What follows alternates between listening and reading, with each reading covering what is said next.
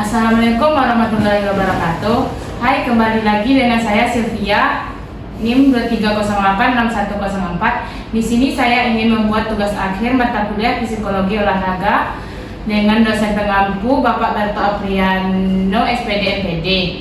Nah, di sini saya sudah bersama pelatih PON Aceh Sumut.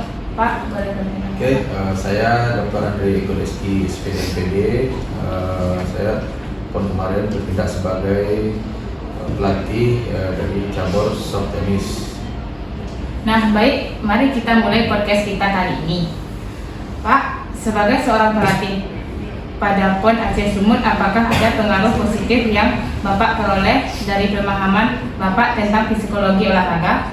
Baik, kalau pengaruh positif itu sangat besar ya dampaknya bagi atlet yang saya latih ya.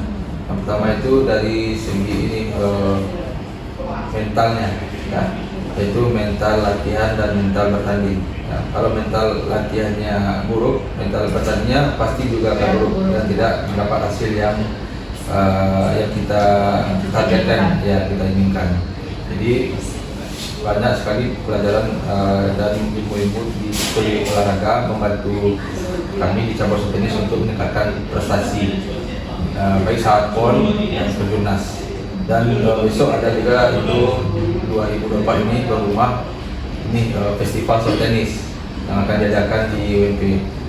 Dan kita sudah persiapkan atletnya ya untuk pertandingan besok itu dengan slogan tadi ya, pilih yang mesti ya, kita datang, kita lihat dan kita menang.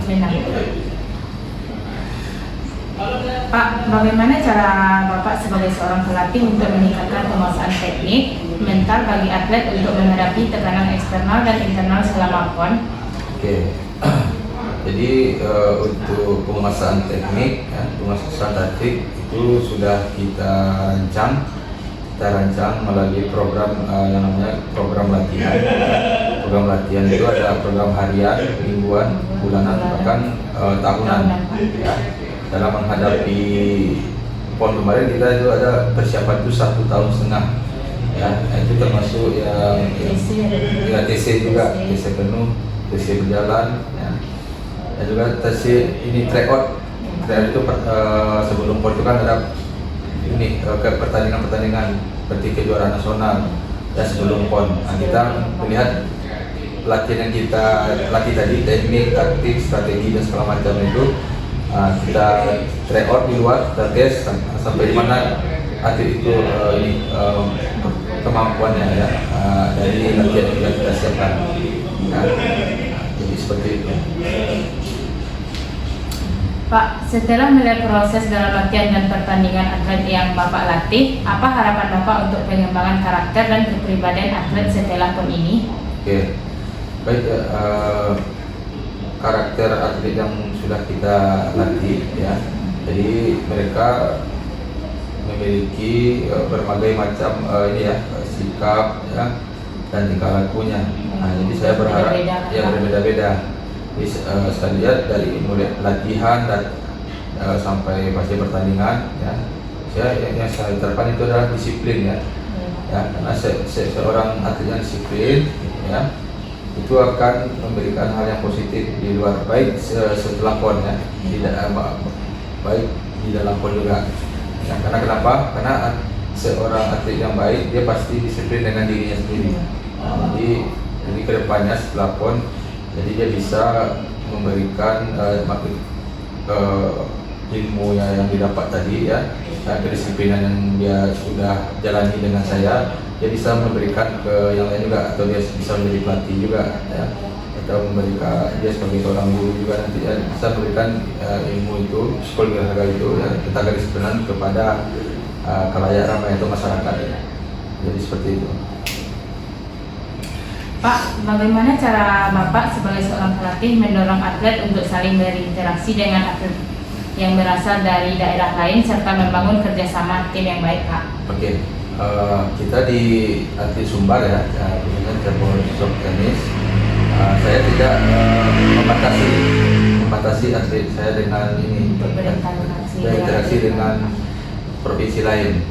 Bahkan kita ini ada di WA ya, kita WA, kita chat konfirmasi untuk latihan bersama ya, latihan bersama guna membangun tim ini juga teamwork. Apakah kita besok ke sana ya, kita di servis dengan baik ya, dan kita juga bisa melihat seberapa besar ini latihan teknik dan strategi yang sudah kita siapkan. Jadi kita bisa mengukur ya, tujuannya bisa mengukur apa yang sudah kita lakukan ya sebelum pertandingan. Dan salah satunya itu ini meningkatkan solidaritas antar sesama atlet juga ya.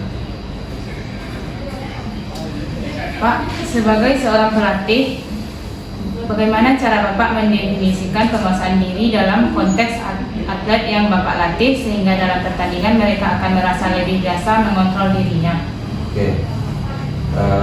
Jadi atlet ini kan kadang suka labil juga ya, suka labil ya, istilahnya mungkin mereka dari pas remaja ke dewasa ya, pas remaja ke dewasa.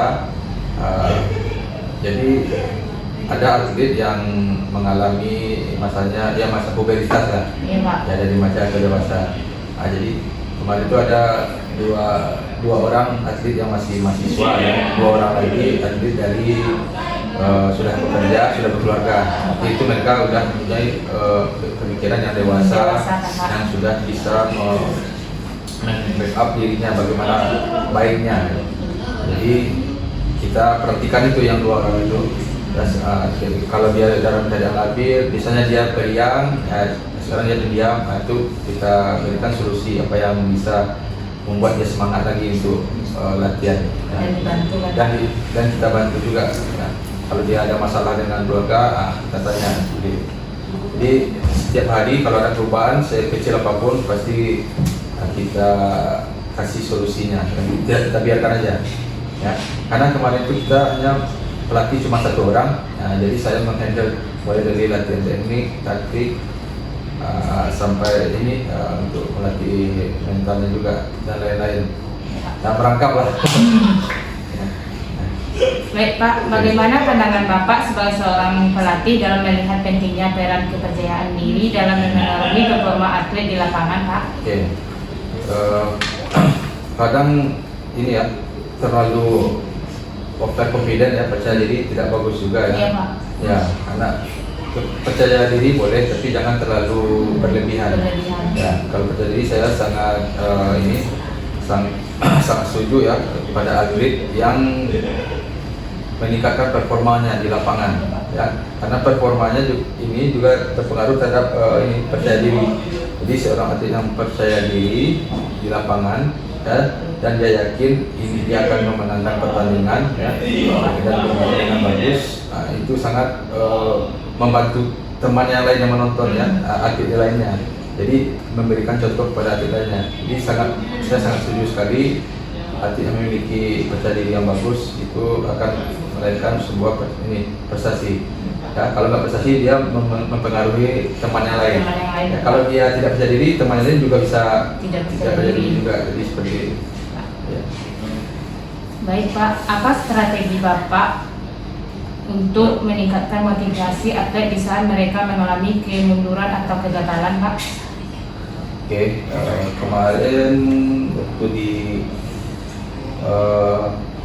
Kejurnas ya, ada salah satu atlet ya, yang putri ya, dia main di final ya, kita mengharapkan dia menang dapat medali emas ya, tapi gagal ya, karena dia waktu pertandingan dia posisinya lagi, poinnya lagi di atas lawannya ya. Waktu itu saya tidak sempat melihat dia lihat sebentar, tapi saya ini ada pertandingan yang putra juga, saya tinggalkan sebentar. Pas saya tinggalkan mereka udah kalah. Nah, jadi di sana penyesalan yang saya rasakan kenapa saya tinggalkan waktu dia bertanding. Saya tinggal ke ini, saya mungkin ke atlet yang laki-laki ya. Nah, jadi di sana pentingnya sekarang seorang pelatih untuk mendampingi seorang atletnya di pertandingan ya. Jadi faktor dalam pertandingan itu banyak ya. Ya, Pak. Ya, di pertandingan itu yang sangat menentukan itu adalah faktor mental lagi 80% ya. 20-30% itu faktor teknik ya, teknik dan taktik ya. Jadi mental 70-80% itu sudah ada penelitiannya ya, artikelnya juga. Nah, baik Pak, dalam membina para atlet, apa saja faktor-faktor utama yang dapat memicu kecemasan pada atlet? Baik Pak, dalam membina para atlet, apa saja faktor-faktor utama yang dapat memicu kecemasan pada atlet selama persiapan dan kompetisi PON, Pak? Ya, kita di kami Sumbar ya sudah ada membina atlet ya. Atlet itu mulai dari atlet prioritas, atlet andalan ya. Dan kita seperti ini sambil mendapat atlet yang prioritas. Yang prioritas ini adalah dia berkesempatan besar, kemungkinan besar mendapat medali ya dari hasil kejurnas dan hasil dari pertandingan seperti korpor juga. Alhamdulillah kemarin kita mendapati atlet kita di KONI sebagai atlet yang andalan dan prioritas. Jadi seperti itu. Nah Pak, bagaimana cara Bapak mengatasi kebosanan yang mempengaruhi interaksi sosial antar atlet yang Bapak latih? Oke, dengan padatnya jadwal ini ya, jadwal latihan, apalagi mau masuk PON, itu kan ada TC berjalan, 1 bulan ya, nanti 2 minggu, seminggu maupun itu TC penuh. Iya Pak. Ya, jadi latihannya itu sudah mulai meningkat. Jadi 1 kali sehari, 2 kali sehari, 3 kali sehari. Ya, jadi saya mencari solusi yang mereka saya bawa di luar latihan ini ada program yaitu untuk relaksasi ya. Maka saya bawa ke ini, artinya pergi massage, atau pergi nonton bioskop dan lain, atau pergi berenang. Jadi cari hal-hal yang membuat mereka rileks. Ya, nah, itu sudah kita lakukan. Alhamdulillah untuk latihan berikutnya mereka merasa fresh lagi. Nah Pak, bagaimana cara Bapak sebagai pelatih mengimbangi antara latihan yang berat dan istirahat yang cukup bagi atlet yang Bapak latih dalam menghadapi PON? Ya, waktu di PON ya, itu waktunya dari venue ke lapangan dan ini dekat ya. Cuman masalahnya kemarin itu di penginapan ya, masalahnya di konsumsinya ini ya, dikonsumsi. Atlet yang harusnya sudah istirahat, ya sudah makan dan langsung istirahat, itu ada terkendala di penataran konsumsi. Jadi atletnya harus makannya jam 11, jam 12, jadi makannya jam 2 gitu kan. Nah, jadi itu masalahnya kemarin ya.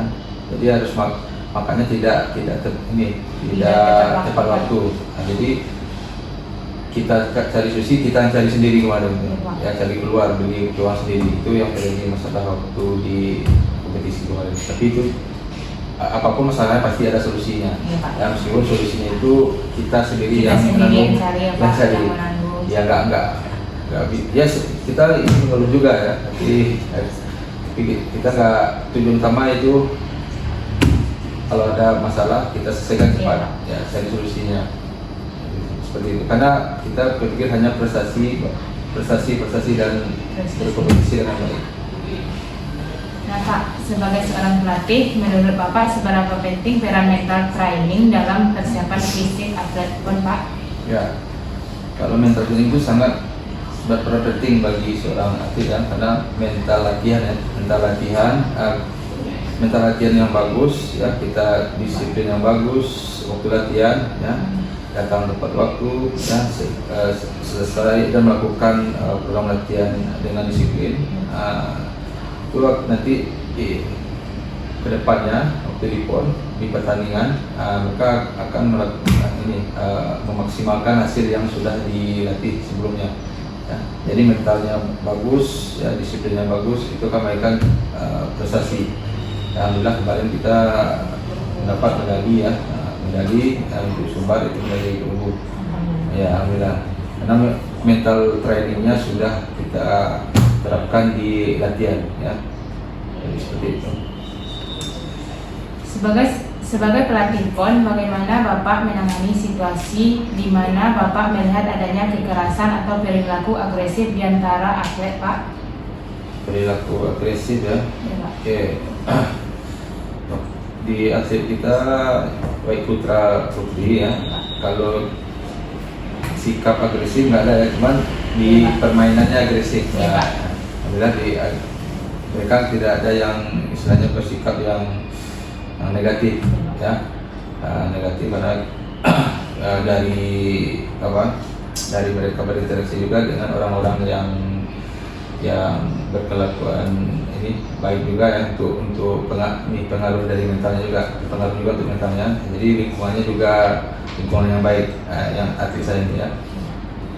Jadi untuk agresifnya mungkin kami atlet saya nggak di pelaksanaannya mereka agresif ya, di pelaksanaan latihan fisiknya itu saya tuntut itu agresif. Tapi untuk sikap mungkin kami tidak buat sesuatu yang sumber.